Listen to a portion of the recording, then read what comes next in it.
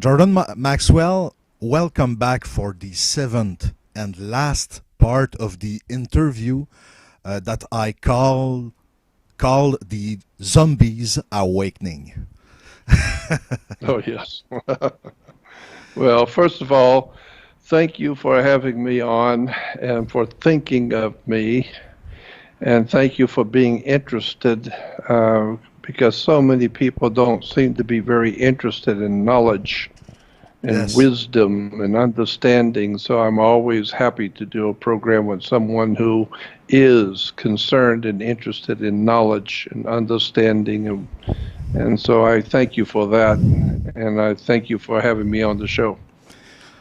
Jordan Maxwell, the title for the last show tonight is Maxwell's Encounters. So I will propose you a more personal interview. I hope it's okay for you. Yeah. Okay. You are, since many years now, a radio host. Can you tell us the guests you received that impressed you the most and why? As a radio talk show host, Yeah. what guests have really impressed me And why? Yeah. and why? Well, there's about there's about 4 or 5 people that maybe a half a dozen people that I consider to be extremely important in the times in which we're living. The first number one is, and it's hard to put number one because all 6 of them are very important. But I would say Joseph Farrell, a good friend of mine. Farrell, Farrell, is an extraordinarily bright and brilliant man, and I love listening to him talking about the world we live in. Very, very few people have captured the situation as well as he has, and done the kind of research he's done. Brilliant man. And second, I would put Peter Levenda. Peter Levenda is also number one in my book, top of the line, fascinating man who has done the kind of research I love hearing about. He's done the kind of thing I'm interested in, and all the dark secrets of the world and how the world really works, and the government, religions, and secret societies, and political movements around the world, what the real story is, not what you thought it was. And so I'm fascinated by that subject all my life. And so Peter Levenda is number two. Number three is, what's her name? A young lady, my goodness, I can't remember her name right now that I need to. She deals with, well, her name will come to me in a few minutes. But those are the top 2, Peter Levenda and Joseph Farrell, because of the kind of research they do.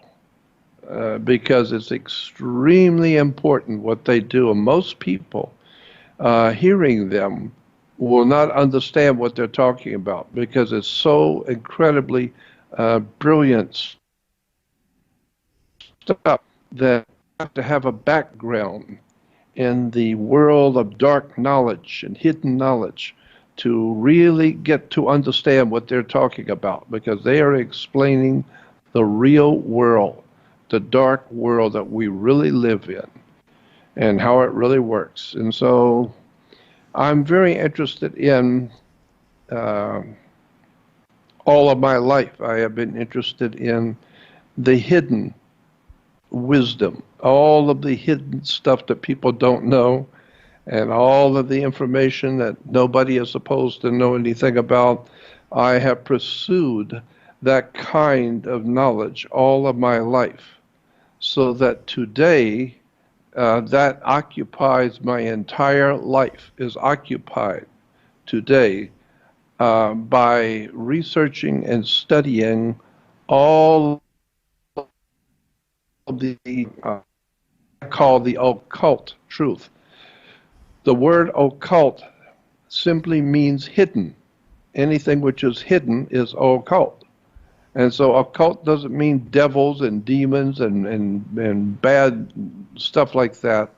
It simply means hidden. And so much of reality, of the world we live in, is hidden from people, generally speaking. So that today, the people of this world have no idea in the world how the world works, how the earth actually works. They don't know how the heavens operate. They don't know how the solar system operates. They don't know how governments operate, or banks, insurance companies, police department, education systems, military, the industrial military complex. People, generally speaking, don't know how any of this works.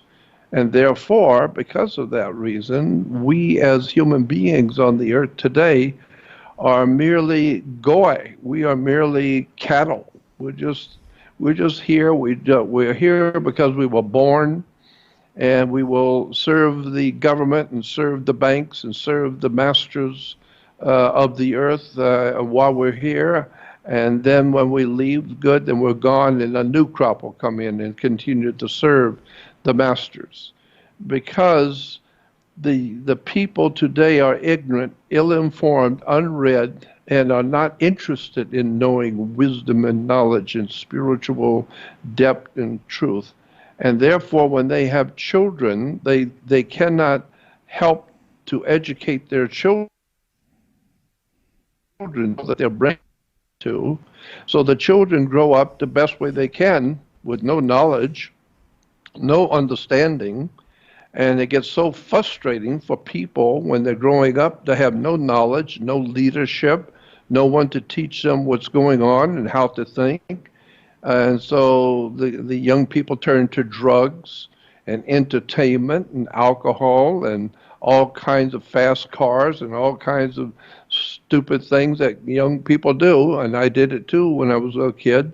But the point being is that without proper education, educating children how the world works, how to think, what not to do, and why not to do it, and what to do, and how to do it, and generally to educate the young mind that's growing up, because today we now have 7 billion people on the earth, and it's very frightening to me, because everywhere I go, when I've traveled around the world many times, and wherever I go, the people are the same everywhere. Nobody seems to know anything. No matter what religion they belong to, they don't know anything about it. They just were born into it. They were born Muslim, or they were born into Catholic, or they were born into Jewish religion. They would just happen to be born into something, so that's what they are. And you ask, well, have you ever examined what you believe? No, we don't.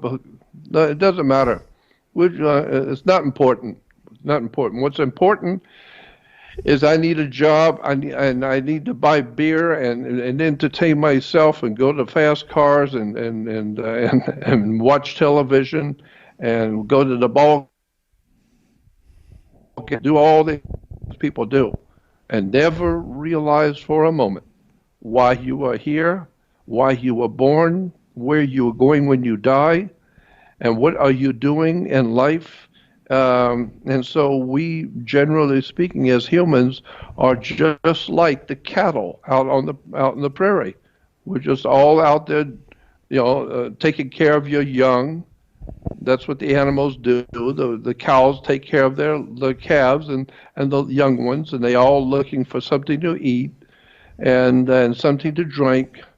And that's it. That's all their life is just doing what they normally do every day, never realizing that you are being fed and you have water to drink and being fed and given a place to live. Why? Because they're going to make hamburger out of you. They're going to be slaughtering you, and you're going to be going to McDonald's, Subway. And so the reason why I'm saying all this is because that's what happens when you are ignorant, ill-informed, and unread, and you don't know how things work. You're going to be harmed by this system, by the world system we're in. The smart always are in charge of the poor and the ignorant and the ill-informed. But there's no reason for people to be ill-informed anymore. If you can read, you got the web, you got the thousands of websites to read from, you've got libraries. There's no reason why people should be profoundly ignorant as they are today. So what I try and do is just wake people up and tell them the world is not what you think it is. You need to wake up and find out how this world really works. That's what I try and do. Jordan Maxwell, what do you have to say to people that say of you and your work, you know what? Jordan Maxwell is a nutty. Yeah. Yeah. So many people view my work and what I do as ludicrous or stupid, or it doesn't have nothing to do with reality. When in point of fact, my work is trying to explain to you reality, the world you live in, and how it works. But there's only a handful of people, there's always been, all the way through history, there's always been just a small, select few people who want to know, who are highly intelligent, and who are looking for answers, who are scientific in their thinking and want to know what's on. But today, in the Western civilization, in the world of the West, we don't know how anything works, and that's why we have no control over anything. We don't have any control over government and over banking and over the laws that we live by. We don't have any control over anything. Why? Because knowledge is power. Without knowledge, and you don't know how the world really works, then you're never going to be able to know how to do anything. And you're just going to continue to get in trouble with the law. You're going to be breaking the law. You're going to be paying fines and paying tickets. And you're going to be losing money. And some of you will be going to jail, and the others will be going broke. And because people don't know how this system that we live under actually, in fact, get in trouble. If you find out you have a disease or some terrible thing has happened to you, you need to go and have a very serious operation to save your life, then you will pay a doctor a lot of money. You're going to pay, somebody's going to pay the doctor a lot of money to try and save your life, because you don't know how to do it. The doctor does. He can do it, but you can't, because you don't know what's going on. Yes. But Jordan Maxwell, you know, your vision of the reality is very dark, you know. It's not very easy to accept in the moment. I mean, it demands a reflection in ourselves. Where do you find the hope? Do you believe in a transcendent God? What will happen in the future? Well, you see, because there is so much propaganda around the world in religion. Religions tell everybody, all the religions tell everyone basically that everything's going to be fine, that the Lord loves you, and that when you die, you go to heaven with the Lord, and you will see your family in heaven, and everything's ultimately at the end of the day, everything's going to be fine, and you'll be with the Lord in heaven, and so everyone seems to be feeling better knowing that. In point of fact, that's not true at all. That's not true at all. It never has been true. But if you understand politics, and if you understand and mesmerism to manipulate the human mind, which we call mind control, and if you begin to understand that today religions throughout the world are very, very important. Why? Because they tell their people what they want to hear. They do not tell them the kind of thing Jordan Maxwell will tell you, which is the real truth. Because I know what it is, and I've been there, and I can tell you exactly what's going on. But the religions of this world, like the governments of this world, will tell you what you want to hear. You want to know that everything's going to be okay, and that if and when your family passes away, and when you die, everything will be fine because you will go to heaven and you will be with the Lord, and you wonderful thoughts, which are not true at all. It's a business, and it's a supply and demand. So when you look at the real truth about theology and religion and God, that is one incredible story. When you go back and for the first time actually look at the history of world religions, they are all basically the same. They're telling the people of their religion what those people want to hear. And this is why they're so successful, because the churches make tons of money.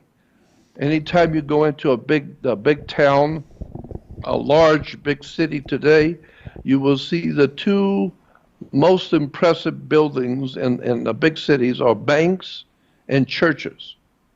Banks and churches, because it's and so when you look at the history of religion, look at the Jewish history, look at the Christian history, the Islamic history, and if you are intellectually honest, and there's a very important point, most people are not intellectually honest.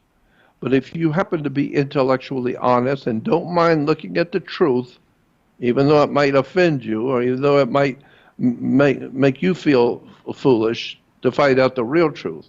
But if you're intellectually aware of what's going on and you face the truth, you will find that all of the three major religions, Islam, Christianity, and Judaism, all go back to a main one religion. They all go back to one place.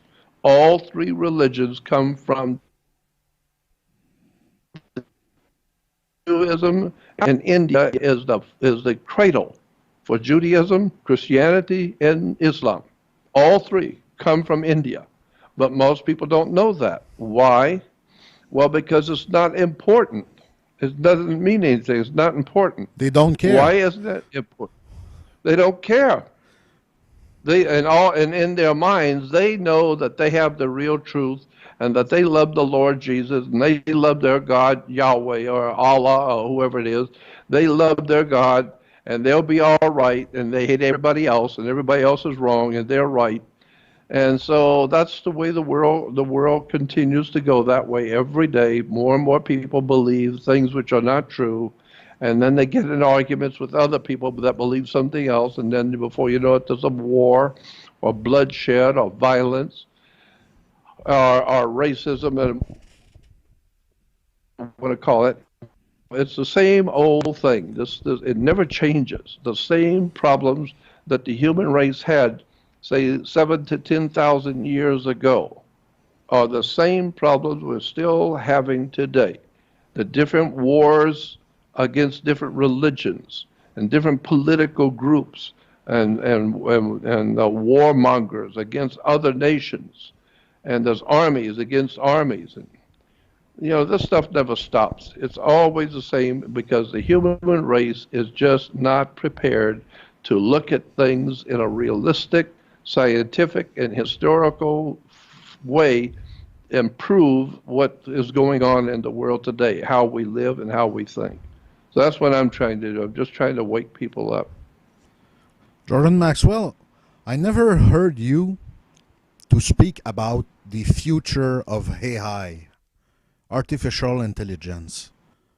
What can you say about The that? future of, when you said the AI future of what? of AI. Oh, yeah, artificial intelligence, right? Yes, yes, Well, my first thought, as always, when we talk about artificial intelligence, is that in America, we like to say in America that we have computers that can think for themselves. And which I say, well, thank God, at least somebody can think for themselves, because the people don't think for themselves. So at least we got a computer that can think for itself. I think if the human race were able to think for itself, it would be frightened to death at what they would see. But me, I saw it a long time ago. And so artificial intelligence is going to be a most unbelievable curse on the earth that you have no idea in the world how bad it's going to be. You cannot imagine how serious and how bad artificial intelligence is going to make the world you live in. Because very soon there's going to be no need for you at work. There's going to be no need for you to go to work to earn a living. There's going to be no need for you to read or study anything. There's really not going to be any real need for you, period. Much less what you learn or what you can do. You don't need to have you. We have computers that can do much quicker work than you can. And that's why the auto companies have computers to paint the cars and build the cars themselves. They don't need people. Why have people? They're just a trouble. Instead of paying people, don't pay them nothing. Computers. And so therefore people are now out of work. You can't feed your family because you're not as smart as a computer. But very soon there's going to come a time very soon, and this is why I incidentally suggested to you that you should have my friend Jeffrey Matt on, because he's a real expert on AI, artificial intelligence, and that kind of thing. He's got some really interesting stuff to tell you about artificial intelligence. But the bottom line on that subject is that artificial intelligence will ultimately be, I believe, in a couple of 100 years, maybe 100 years from now, the human race as we know humanity will no longer exist. We're no longer going to exist by having your mother and father and your children and your grandparents and your family and all of that. That's going to be all gone.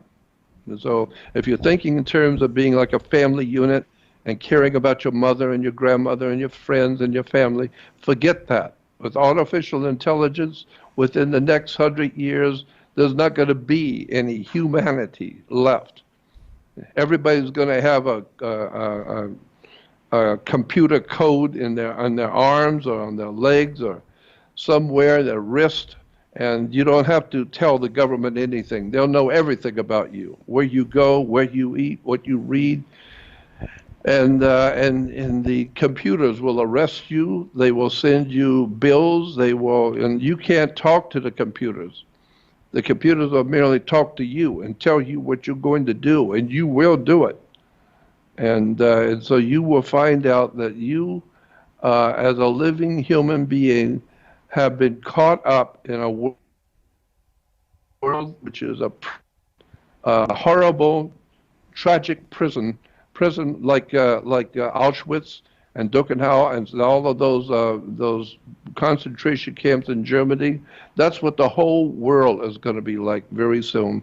No more work, no more families, no more none of that, because the people who run this planet see the normal human beings today as a bunch of cattle. Who needs them? They're just a big problem. You got to feed them, and you got to clothe them, and you got to make sure they got water to drink and food to eat, and you got to, and then they're going to get hurt, and they got to go to the hospital, and they need a doctor, and all of that is just ridiculous. All you need to do is just get rid of the human race, and just put in computers that can think for themselves, that can build your cars, build everything for you. And the best of the best of humans will be used to do the labor, grow the food and patch up the streets and all that. But there's not going to be any more world of freedom and liberty and justice and intelligence and wisdom and the great concept of a world of wisdom and knowledge and peace and freedom. That's all gone. That's all gone. The whole human race is gone.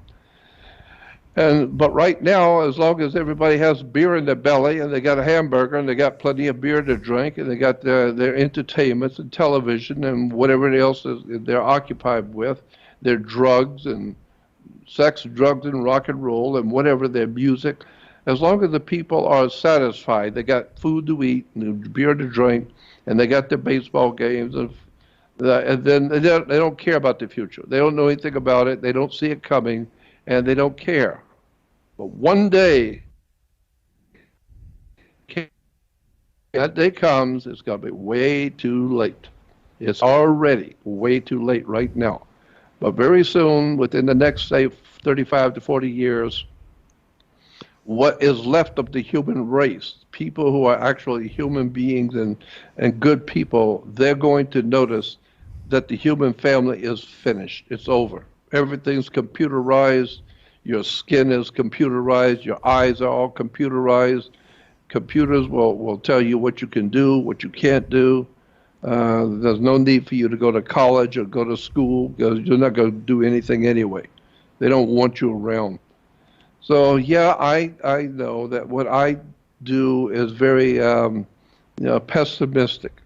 Yeah. But it's only because but it's only because I happen to know the truth. And the real truth is pessimistic. I was just going to say, if you don't see what I see, it's because you have not been studying the subject like I have for 65 years. I was giving lectures in Los Angeles back in 1959. That's 57 years ago. I was giving lectures in downtown Los Angeles about the crime, corruption in government, how corrupt the government is with money and the corruption of banks with the government behind it, the corruption of religions in the Middle East, and the use of religion for wars, to start wars and criminality in government. I was talking about all of the things which today are now all over the world, and what we're now seeing everywhere now, the corruption, the moral and spiritual breakdown of human civilization, the rise of crime and corruption, violence, all of that I saw back in 1959 as a 19-year-old boy. I was 19 years old. I already knew what was coming. I already know what's going to happen. I can see it. Why? Because I read history. I know the history of the Roman Empire. I know it started off as a republic. Later on, it became very fat and stupid and ugly and got into wars and violence and revolutions and then sex and drugs and rock and roll. And with the coming of the drugs came, the ears came in Rome, and they were called monkey ears and the Vandals. Today we still use those terms, muggers and vandals. No, not vandals, Vandals. It was a particular group of people in the Roman Empire that were called the Vandals. Today we say Vandals. No, it's not exactly Vandals, it's Vandals. And but I've seen history. I read it. I know what came into the Grecian Empire. I know what happened to Greece. I know what happened to Rome. I've read all about what happened to Babylonian, Sumerian, the Phoenician, Canaanite empires, and the Egyptian empires, and all of the ancient empires of the world. I know how the world works. I've been studying it for 56 years. And I can tell you that what I see myself at this moment in the world in which I'm living, we humans today, Canada and America and the world, we're waiting for a complete and total collapse of human society. And what will come from that will be artificial intelligence and the control over the whole human race. It's going to be a horrible future for the human family. The only bright side that I can see for me is that I'm 77 years old and I'm not going to be here much longer. So I'm not going to see what I'm talking about. But if you stay healthy, you're going to see the world is changing right now. You have no idea in the world how big a change is going to be real soon. Why? Because you're not spiritually awake. You're not spiritually aware of anything. If you are totally physical in this world and you live in the physical world, you have no idea about the spirit world that we live in. History of the human family. I mean, you have no idea what the human family, what life has been like on this earth. For millions and millions of years, we've had highly intelligent civilizations on this earth.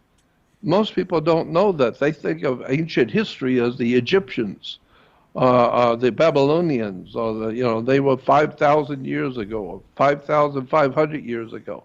No, there were highly, extraordinarily intelligent, powerful, and brilliant people living on this earth hundreds of millions of years ago.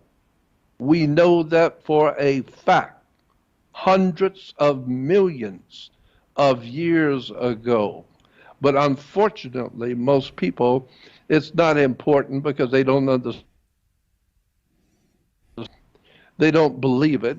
They've never done any research to find out. So therefore, if they don't care about it and they don't look for it and they don't try and understand it, then they think it's all a bunch of malarkey. But we know that there's been highly intelligent civilizations, not just the Mayas and the Incas and the Toltec peoples and the ancient peoples of South America and the Mediterranean area. Highly intelligent civilizations go back hundreds and hundreds of millions of years ago, and most people are just too stupid to know that. But we're going to find out real soon that we have lost the world. We humans have lost the world.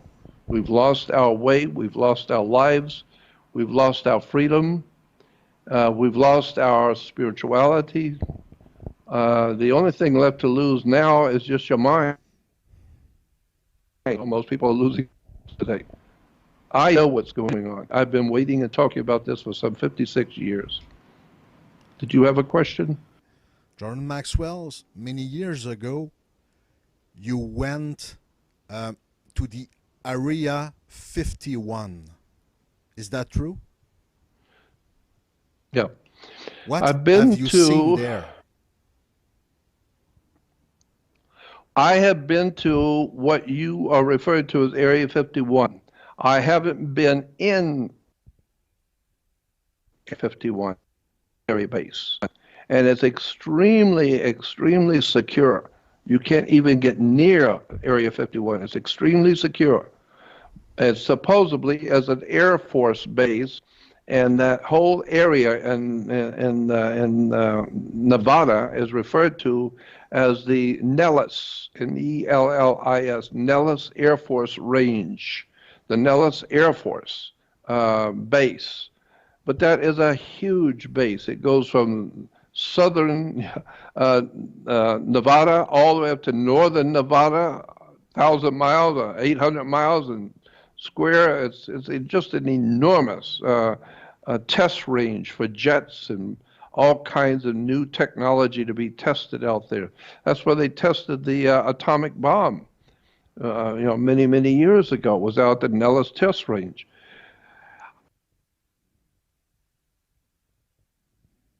Talk about Area 51, everybody who's ever been there knows that there's a little Mickey Mouse town, just a little tiny little town that's actually only a restaurant and a motel and a little grocery store, and that's it. There's a nice restaurant, a couple of the motel rooms, and a mom and pop grocery store, and that's about it. And so There are no lights. You're out in the middle of the desert, way out, uh, well over 2.5 hours of driving on the desert, freeway speeds for 2.5 hours north of Las Vegas. So when you get into Las Vegas, you keep going north for 2.5 hours, and you will come upon a little town called Rachel. And right behind, and that's Area 51.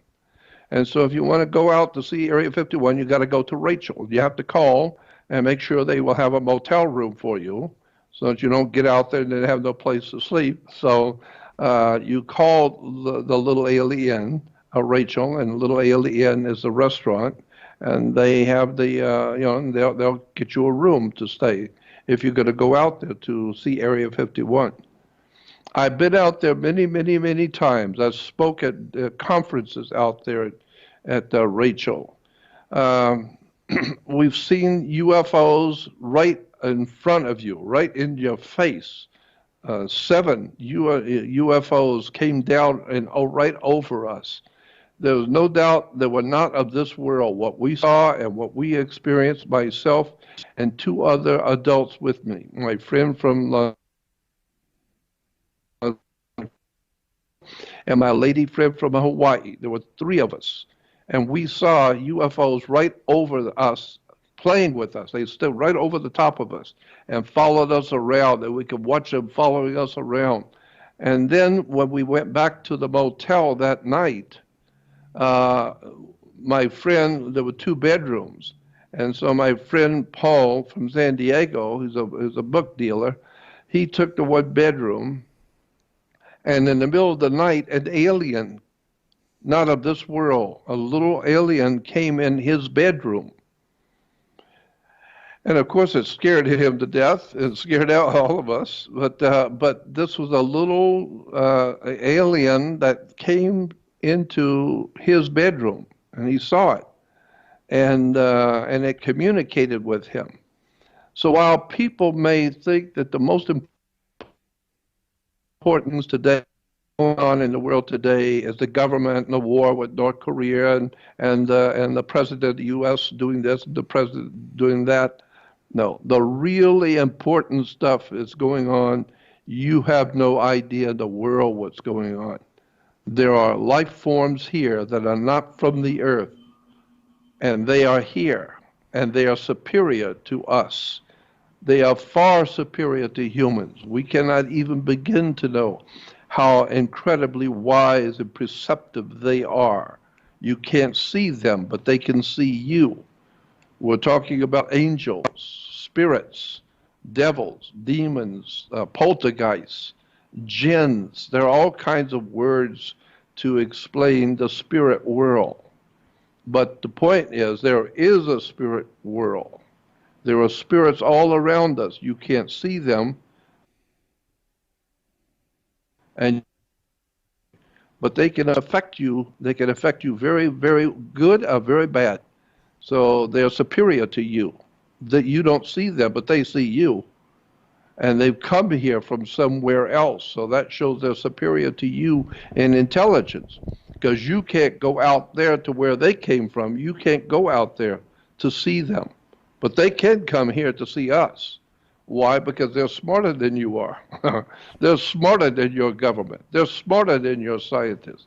They're far, far more wiser and smarter than all the humans put together, because they've been around for millions of years, growing and learning and understanding the universe so well that now they can come here. They come here all the time, but most people don't know that. We're too ignorant and ill-informed to know that there are extraterrestrial life forms on this earth now that are not from here, and they are guiding our destiny and our politics. They are controlling our political leaders. Uh, it's an extraordinary story of how much the world of mankind does not know. So that's what I try and do, is wake people up. Jordan Maxwell, you have known uh, the writer Zecharia Sitchin. Oh, yes. Zacharias Zacharias Sitchin. Yeah. Zacharias Sitchin Zacharias, is today, after his death, unfortunately, a yeah. superstar in the field of ancient astronaut theory. What can you say about that man? Zacharias Sitchin, a very famous author, was an expert on the Sumerian culture, one of the most ancient Sumerian cultures in the Middle East. Zacharias Sitchin was like an expert on that subject. He was a teacher, and but he's written many, many books. I think about 13 or 14 books about the ancient Sumerians and the ancient Phoenicians and the ancient Canaanites and all of those people in the Middle East that were around 5,000 to 6,000 years ago. And he's a world-class expert. Well, he passed away a few years back and he's gone. But at the time he was doing his work in writing, I was a business partner with him. I helped get his books published. I helped get him on television and radio. I was doing what I could to promote him and help him in his work because I knew the of his, what he was saying and what he was talking about. Because I love history. I love the history, and the more ancient the history, the more I love it. And so I was doing whatever I could to help him. Um, and I learned a lot from him. And Zechariah Sitchin told the world a lot of interesting stuff about the ancient and prehistoric world of 5 and 6 and 7,000 years ago. What the people in the Babylonia, Sumeria, that whole Palestinian area, the peoples of that Palestinian area, um, what they were really like 6,000 years ago, and the extraterrestrial presence in the ancient world. All of that, I've talked with him for hours on that because I was in business with him. A lot that I tell you about him, but just get his books and read, and you'll see how fascinating he was with his books. But there's a lot he didn't tell people. There's a lot he knew, but he didn't tell anybody. And but that's the same way it is with any brilliant authors and lecturers and teachers. They can't tell you everything. But his work is very, very important to understanding the history of the human race. Zachariah Sitchin, spelled Sitchin, Sitchin.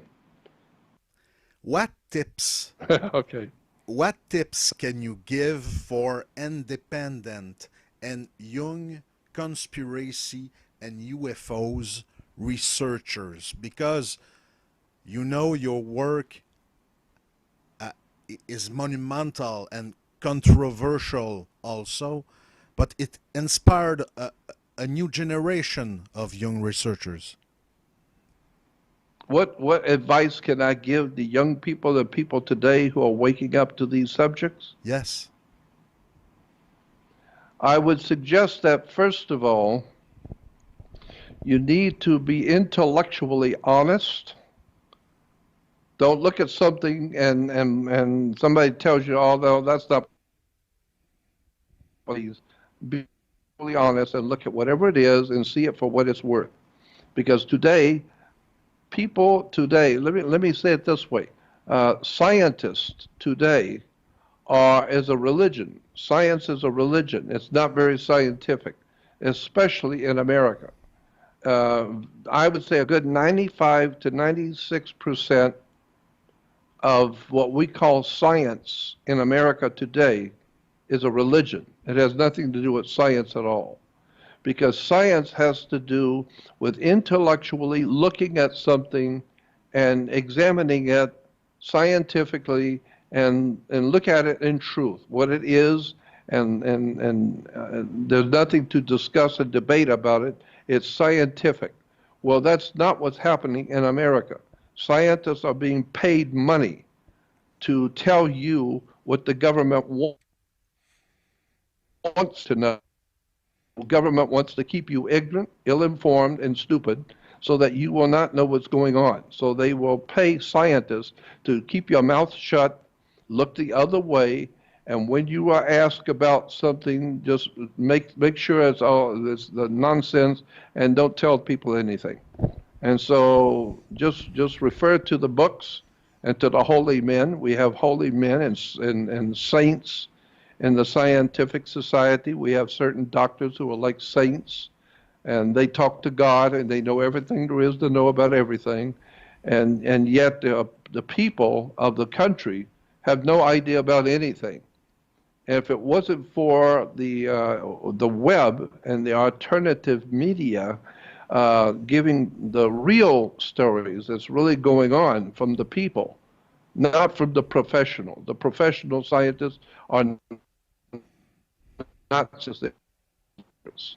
And the religious leaders, they're nothing. They're even worse than scientists. So, as I said to you before, scientists, like government, like religion, like any human institution that has power over you, scientists will tell you what you want to hear, not what the real truth is. They will tell you what you want to hear. You want to hear that everything's going to be fine, and when you die, you'll go to heaven with the Lord, and you'll see your family and all of that. When in point of fact, scientifically, there's a big question here as to who you really are and where you've really come from and how did you really get here. And when you talk about God, God is dog spelled backwards. So if you want to talk about theology, we could do that for 8 to 10 hours. And I could tell you stories about religion year before, about where churches come from, where religions have come from, how they developed, where the ideas have come from. And then you find out how much you didn't know, that you thought you knew about God and you thought you knew about religion. You're going to find out you really don't know anything, because the whole story, the real story of theology and religion is so different. Do you realize that Christianity today would not be recognized by the people 2,000 years ago when Christianity supposedly was being founded 2,000 years ago? Early Christianity was totally, totally different than Christianity today. Christianity today has nothing whatsoever to do with ancient Christianity, where it began 2,000 years ago. Different religion today. None of it has anything to do with first century original Christianity. So therefore, I don't get excited over hearing all the discussion, the debates about religion and what the real truth is and what the Bible says and what it didn't say and why does it say this and why does it say that. All of that because the entire story of Christianity has no bearing on what the original story was at all. So if you want to discuss religion, that's fine. If you want to discuss Judaism and Christianity, that's fine. Go back to the original religion. Go back to Judaism when it originally, and look at what they believed, what the ancient Jewish people, the old Jewish people actually, in fact, believed. Not what you think about today, but what they actually taught and said. Go back to Christianity and you'll find that Christianity and Christians 2,000 years ago was a totally different religion completely. And that's why today there's so much confusion and violence, frustration, anger, greed, all kinds of misunderstandings among people, religions, not to the point that we would go to war over religions, never realizing that the religions that we practice today have nothing to do at all with the original religion that we supposedly are following. Nothing at all. It's an extraordinary story. I mean, I could go on for hours just on that one subject because it's one of my favorite subjects and I've talked for hours on it. But it's very important for you to know. I must say, Jordan Maxwell, I read a lot about theology, religion. Again? I I said I read a lot about religion, theology, history. You know, this is the influence you have on me on my own work, Yeah, studying theology. Because yeah. yes, you are right. This is the most passionate subject in the world. I think so. I think it is the most wonderful, phenomenal, fascinating subject. It's religion, where it really comes from and what it really means. And then when you find out that the religions that we take up today, Christianity, as I said, and Judaism, Islam, have nothing to do with the original religion at all. Today, all three of those religions come from India. All three. Christianity is from India. Judaism is from India. As a matter of fact, if you got a moment, all three major religions will tell you that their father, the beginning of their religion was Abraham. They're called Abrahamic religions. Christianity highly venerates Abraham in the Bible. The Jewish people highly represent Abraham. Abraham was their father, Father Abraham. He was the leader of the people. And even in Islam, they highly praise Abraham because they're Abrahamic religion. Supposedly, Abraham gave birth to, or Abraham gave birth to Christianity or to Judaism.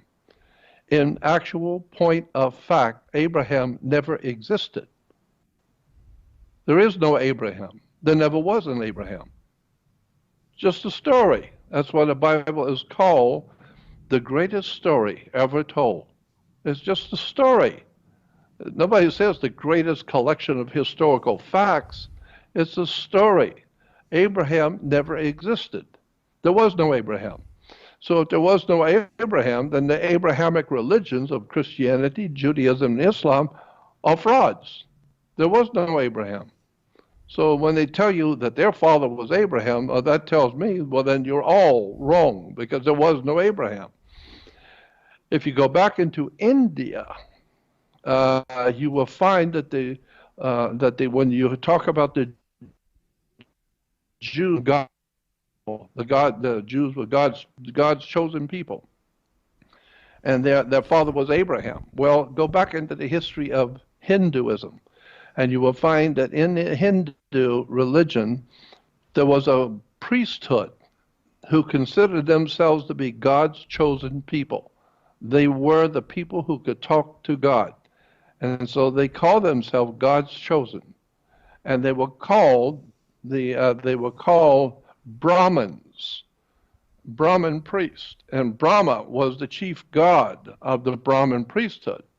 And so if you go back into the Bible, in the book of Genesis, into the Bible, it will tell you that Abraham, that's not his name. His name was Abram, Abram, Abram. Later on, his name was changed to Abraham, but it was Abram. Ancient world, Ab was Ab. Ab was father. Ab is father, and Ram, Ram. So the father Ram was Abram. And there are many Jewish guys today named Abram, not Abraham, Abram, Abram, Father Ram. And in the Egyptians, there were ram gods. The ram always represented the constellation of Aries, the ram. This is why the Jews blow the ram's horn for Aries, the constellation of Aries, the ram. And what was before Aries the ram in the constellation was Taurus, the bull, the golden calf, golden for the sun, and the calf is Taurus, the bull. So when you understand that Judaism, Christianity, Islam, all of it goes back to Hinduism, it's all astrology, and all symbols in the sky. It's an incredible story, and I love to talk about it because I've studied it for 56 years. Basically, I can tell you that the human race today has no idea in the world what the real, legitimate, de jure, provable truth is about God and religion. It has nothing to do with anybody you see on TV or any preachers or television preachers or none of that nonsense that goes on. Yes. Uh, Jordan Maxwell, the question I forgot, uh, it came back, and it will be the Okay. real last question of the show tonight. Uh, like I said earlier, your work is fascinating, but also controversial. You know, have you ever received threats in Always your past? controversial. Say it again. Have you ever received threats in the past for your work? Oh, you have no idea how many threats I get.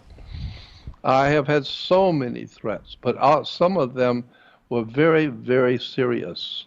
I get a lot of people trying to trash my name, calling me names, attributing to me uh, criminal activity. They're calling me a criminal. They're calling me stupid.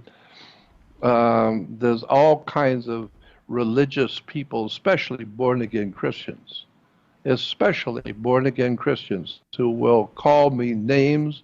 They make up lies about me. They go out on the web and put out fraudulent lies.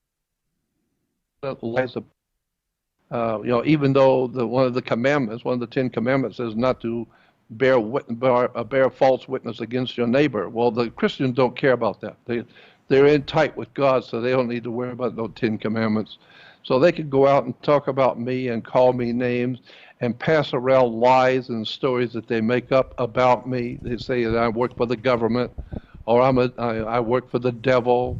I'm a Satanist. I Same work for old the stuff. CIA. You know, They say I, that. I, I, I They yeah. They say I work for the devil. yeah. I'm a devil worshiper. I'm also working for the CIA or the Uh, FBI or the government. I'm a devil worshiper. I'm Satanist. All kinds of stories about me. Nobody knows my personal life. Nobody comes to see how I live and where I live. But they could call me names in public. The 10 Commandments, one of the 10 Commandments is not to bear false witness against your neighbor. But Christians don't seem to worry about that. They bear false witness against me all the time. They're always lying and calling me and threatening me. And it's because they cannot deal with what I'm talking about. They no. cannot handle. And the reason why is because they're beginning to suspect that they have been fooled. And this is what bothers the people that are bothered by me. They know that in their gut that I'm telling them the truth, and they know that this is the truth. But they know that that makes them look foolish because they have believed something all their life. And now they're just now beginning to find out that what they thought was the truth was not the truth, and they've been fooled into believing. And that's why they now have to attack me personally and call me, attack my name and attack me. They're not attacking my what I'm teaching and what I'm saying about Yeah. religion and history. They're attacking me personally. It's called an ad hominem attack on me. And because I am challenging their life, their lies and deception. And so somewhere along the line, the world is going to wake up and find out that the entire world of mankind has been misled into believing all kinds of religious beliefs. None of it was true.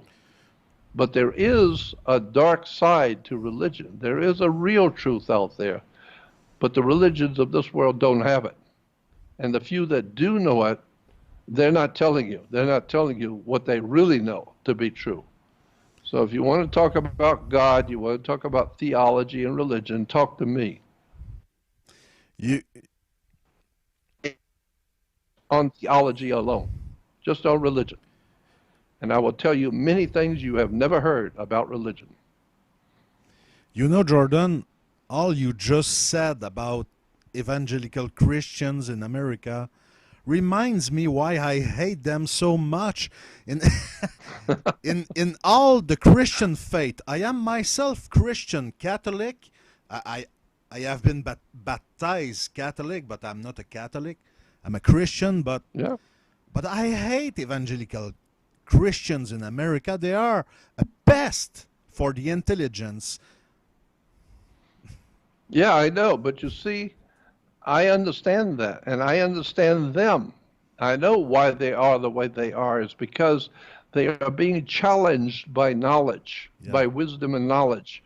But the scripture said that there will come a day when what has been done in the dark will come to light. yeah. And the deception is little by little, the deception is starting to come out now, and people are beginning to see they've been lied to by governments. They've been lied to by the banks. They've been lied to by commerce and the military. And the educational system has lied to you and told you stuff in your educational system in college and universities that are not true.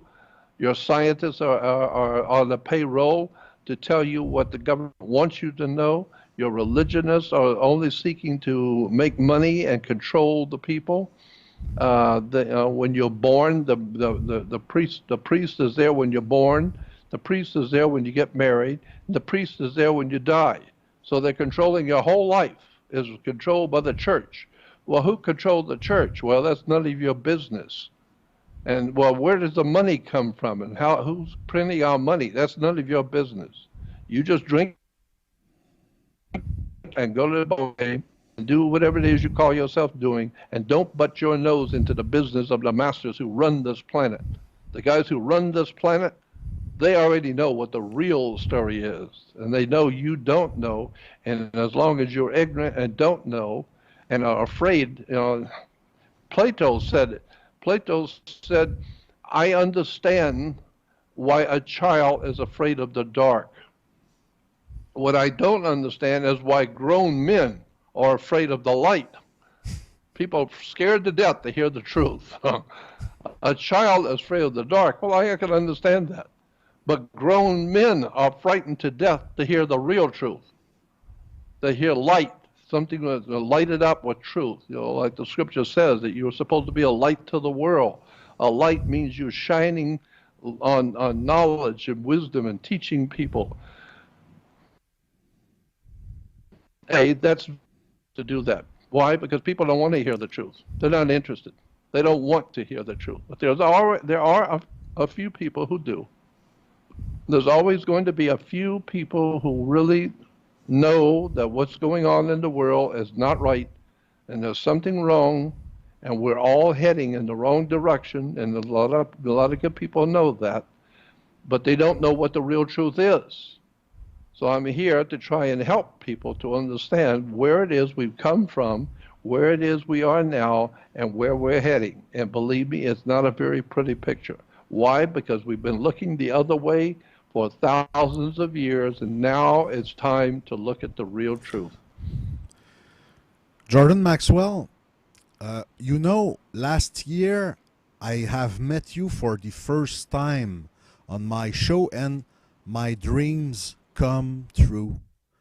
And since that, you accorded to me 8 hours of your time. Uh, it was a privilege to speak with you. Maybe we can talk about other subject, but another time. But it was a pleasure to have the chance to speak with you. Like I said earlier, you inspired my own work more than you can imagine, and my respect for you is forever, Jordan. Well, I appreciate that, and it's very kind of you, and I thank you for that. I don't see myself as very important because I know I'm just an ordinary man pursuing extraordinary knowledge. I'm just an ordinary man, but as far back as my 19-year-old, I'm 76 today, but as far back as when I was 19 years old, there was the world that I live in. There was too much crime, too many lies, too much deception, and I wanted to know the real truth. So I spent my whole life pursuing wisdom and knowledge and understanding and seeking after all the dark knowledge that people are not being told. So that's what I do. I appreciate your comments, but I don't consider myself to be very important. I just do what I feel uh, the Great Spirit wants people to wake up and to see the real truth of what's really going on. And I could do that for you. I could tell you all kinds of things and answer questions that on things you've never even thought of before. So again, I want to thank you for having me on the show many times. And if you wanted to do a new series of just on theology, if that's what you want to do, then we could do that too. I'm always happy to be on the show with you. So take care of yourself, Jordan Maxwell, and I don't say you adios, but next time. Yes. Let's do it. We can talk anytime you wish. So you let me know, and I'll be happy to come on. And I want to thank you again for letting me come on and talk. Thank you.